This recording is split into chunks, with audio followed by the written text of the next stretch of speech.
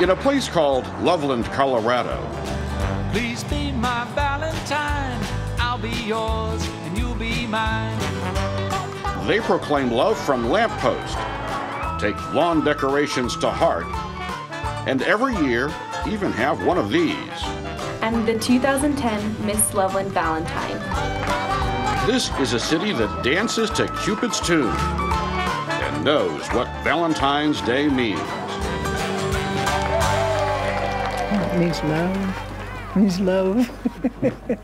And this is where they share their love. People from around the world send in Valentines by the boxloads, and volunteers carefully stamp each one on the lower left with a poem and a decoration. Then postal workers put on a Loveland cancellation, and love is on its way.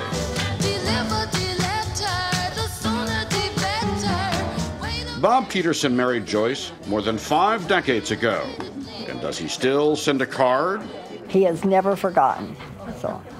How many years? 51. Never forgotten a Valentine's. Good for you. She said that, right? She said. Each year since they started this in 1947, there's been a new stamp and a new poem, some reflecting the tenor of the times, like the poem from the Cold War year of 1957. Atomic missiles are super, we know, but no match for the arrow from Cupid's bow. On Valentine's Day, poetry is no shame, but sometimes, as they say, it's what's in a name. A name like Valentines, Virginia, where the cards flow in and the postmaster does 20,000 cancellations a year by herself and by hand. Or Romance, Arkansas, where the postmark reads, "At the end of the rainbow." Lovebirds can send their cards to Loving, New Mexico.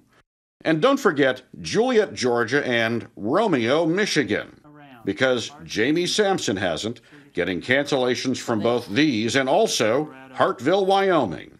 Even Sugar City, Colorado can say, "Valentine, I love you," to Sarah. I really enjoy this one. For this, their 16th year together, Jamie got 16 special cancellations. Chocolate goes to your hips and flowers die. These will last a lifetime.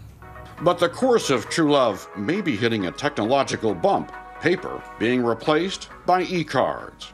Be my Valentine. In Loveland, they stamped 300 cards that first year. By 1994, 300,000. This year was no match for that record. But for Betty Herder, it's not about numbers, it's about one card at a time. Betty gets the problems. Someone forgot a postage stamp for remailing, or sent a card too small, so she puts it in an envelope the post office will deliver. That has to be put in a covered envelope. If you are wondering why she cares so much, it's about Bob. They met at a dance on Valentine's Day in 1947, love at first sight. You know, it's our special day.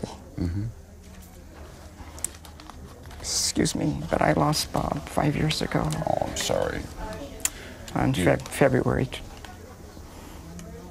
26th. Just after Valentine's Day. Just after Valentine's Day. So to her, getting it there really is personal, even when all these cards have is the scrawl of a small child. So we've got one here addressed to... To Mommy. And one to... And one to Dad. For a child she never met, Betty decorated a special envelope with big hearts. Because young or old, for one day a year, this city lives the adage that when love comes in a card, no heart can resist. Ready to go.